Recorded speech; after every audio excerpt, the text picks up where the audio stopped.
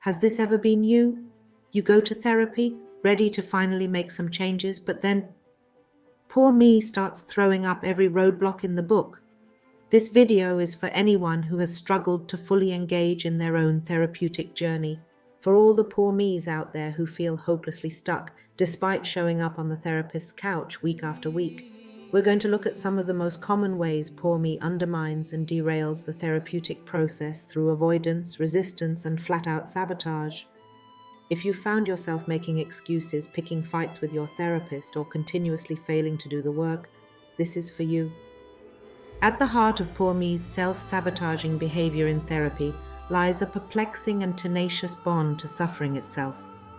Poor me seems to possess an immense, inexplicable ability, even an insatiable thirst, to cling to pain, anguish, and stuckness rather than doing the work required to alleviate it. On an intellectual level, this makes little sense. We naturally recoil from sources of emotional and psychological discomfort. The human instinct leans towards pursuing pleasure and avoiding pain. And yet here is poor me, tenaciously lashed to suffering like a drowning person gripping an anchor. This attachment expresses itself through poor me's refusal to genuinely commit to the solutions presented in therapy. Oh, it will go through the motions, appearing to try new coping techniques or offering surface-level admissions of unhealthy patterns. But at its core, poor me seems to lack the utterly resolve required to fully extricate itself from the pain it knows so well. There can be a strange comfort to familiar suffering, an ego identity tangled up with one's struggles, or perhaps poor me believes deep down that it doesn't truly deserve to heal and overcome. Whatever the unconscious drivers, poor me finds way to sabotage real progression out of the depths at every turn, and so it ends up sacrificing the possibility of freedom from anguish at the altar of its powerful inertia. Poor me would rather while away in the purgatory of rambling introspection than take the terrifying leap into the great unknown of a self-actualized existence. This stubborn inertia, this compulsive clinging to anguish, largely arises from poor me's terror of the vulnerability required for growth. For as much as it wants to mentally idealize change, poor me fears actually letting go of all its protections and pretenses when the rubber meets the road of practice. So instead, it subverts its own healing, keeping at least one foot firmly planted in the bogs of stuckness and half measures.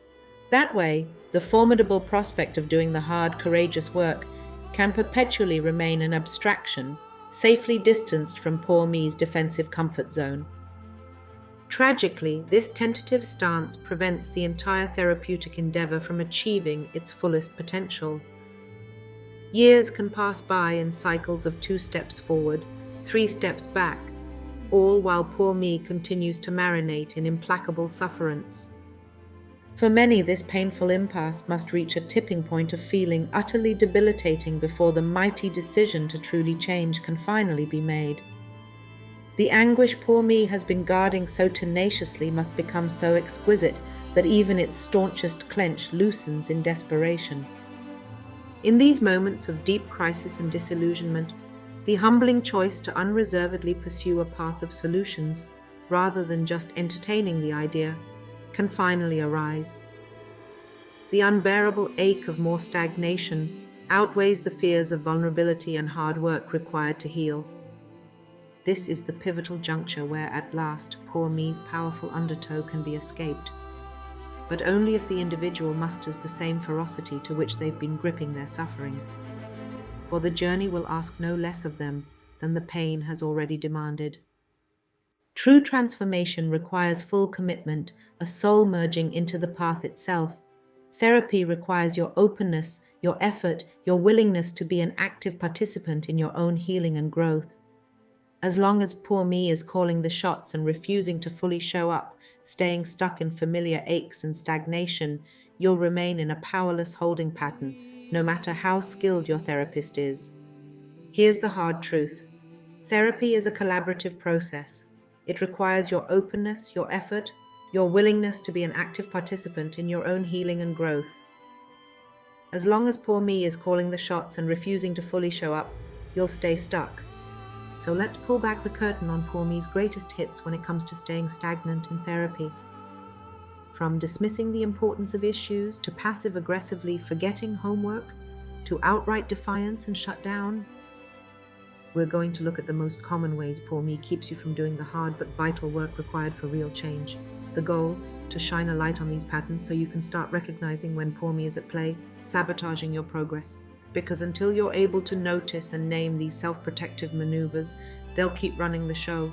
Ultimately, this understanding is the first step towards finally co-piloting your therapeutic journey in a trusting, courageous way. It's about refusing to let poor me jeopardize your capacity to heal and grow into who you're truly meant to be. So if you're ready to look at some of poor me's classic therapy sabotaging circumstances, let's dive in. You've got a new awareness waiting for you on the other side. For someone struggling with poor me, the collaborative nature of therapy can feel deeply uncomfortable and even threatening.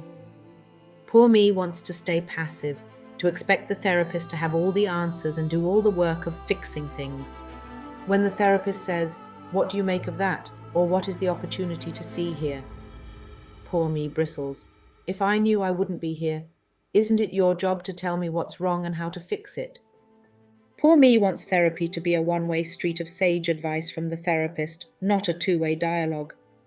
The idea of being an active participant, of bringing curiosity and effort to the process, feels burdensome. So when the therapist encourages exploring negative thought patterns together, poor me shuts down.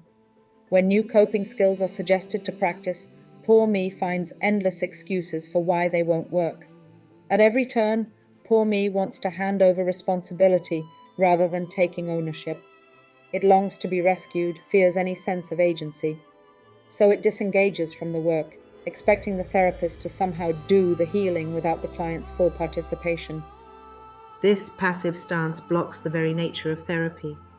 It leaves the client stuck, unable to develop the self-awareness, skills, and resilience that come from being an active collaborator in one's own growth. While the therapist will keep inviting the client back into teamwork, extending the oars, poor me's refusal to dive in creates a fundamental disconnect, leaving the client feeling misunderstood and the therapist feeling stymied in providing meaningful help. Without embracing the mutual effort therapy requires, without letting go of the fantasy that healing comes from having it done to you, poor me remains trapped, watching the rowboat go in circles, never reaching new shores. The key therapeutic message? Real change arises not from passively receiving, but from wholeheartedly joining in the journey, oar in hand. Let's dive into the most common ways poor me sabotages therapy. First excuse: it's too hard.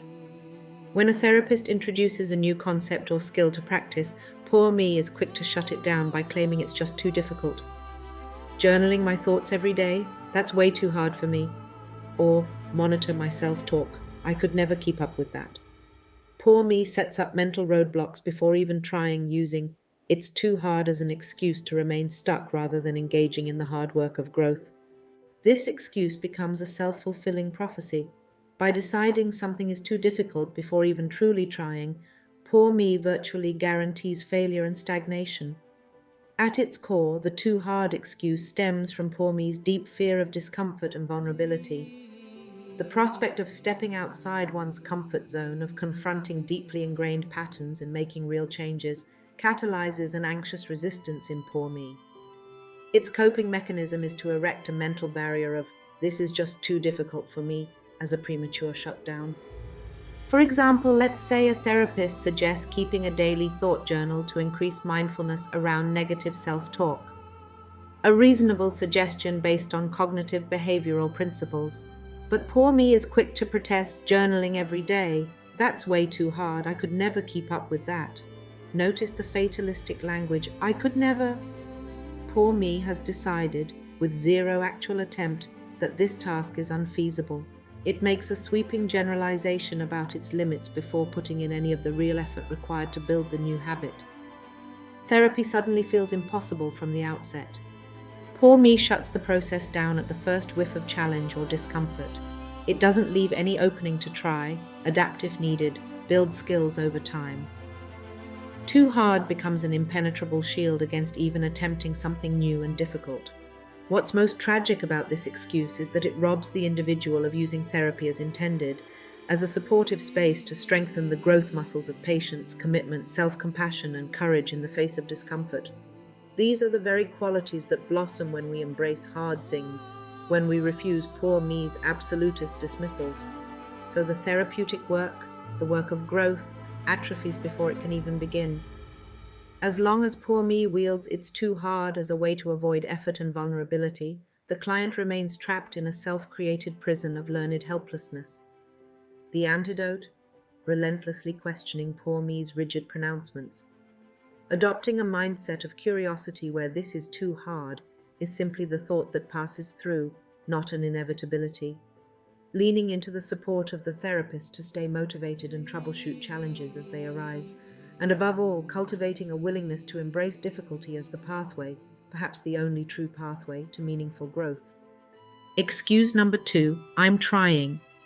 Poor me is a pro at paying lip service to effort without actually following through. It might insist "I'm really trying here" when challenged about lack of progress. But a closer look reveals no real attempt to implement therapeutic suggestions. Homework goes undone, practices don't get integrated, and trying amounts to nothing more than an intent without committed action. It allows poor me to look engaged while staying in its powerless comfort zone. The "I'm trying" excuse is one of poor me's most slippery and pernicious forms of resistance in therapy. On the surface, it can appear as if the client is making an earnest effort. They insist, "I'm really trying here," when their lack of progress is pointed out. But dig deeper, and you quickly see the hollowness of those words. Poor me is a master at paying lip service to effort without any substantive follow-through. And when the therapist tracks the lack of movement, poor me's defense is, "but I'm trying." This utterance of "trying" is poor me's way of checking the box for appearing cooperative and committed while actually staying utterly stuck. There's an intent being voiced, but no true intentional action. It creates a facade of engagement that fools both poor me and potentially the therapist. Underpinning this dynamic is poor me's profound resistance to doing the hard work that real growth demands. At a core level, poor me truly doesn't want to try, because trying leads to discomfort, failure, change. It much prefers the powerless comfort of learned helplessness and resignation.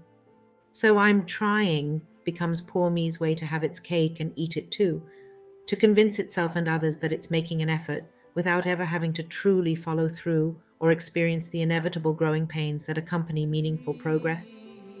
This keeps poor me in a self-protective bubble, able to go through the motions of therapy without any actual vulnerability or movement. And should the lack of results become too glaring to ignore, poor me simply doubles down. "I am trying, I don't know why it's not working. Maybe I'm just unable to change. Maybe I am cursed, or it's my karma. Or maybe surely it's your inability to help." The therapeutic checklist gets a few dutiful check marks, but at the end of the day, poor me has kept itself safe from any true expanding or evolving. The "I'm trying" claim is simply an empty reassurance, a trick of language that permits learned helplessness to masquerade as effort. For any real headway to be made, this avoidance shell game must be clearly named and dismantled. The therapist has to compassionately but firmly separate empty trying language from true committed action over time. They have to realign client and therapist alike with the reality that effort means follow-through, not just ideation. That growth requires discomfort, failure, humility, the very things poor me flees from. Ultimately, the "I'm trying" excuse has to be exposed as just that, a flimsy excuse devoid of substance. Only then can poor me start trading its powerless reassurances for the powerful vulnerability of authentic, roll-up-your-sleeves, wholehearted effort towards change. To break free, poor me must face discomfort, allow vulnerability, and commit to genuine effort, paving the way for authentic personal transformation. Please watch the second part of this video.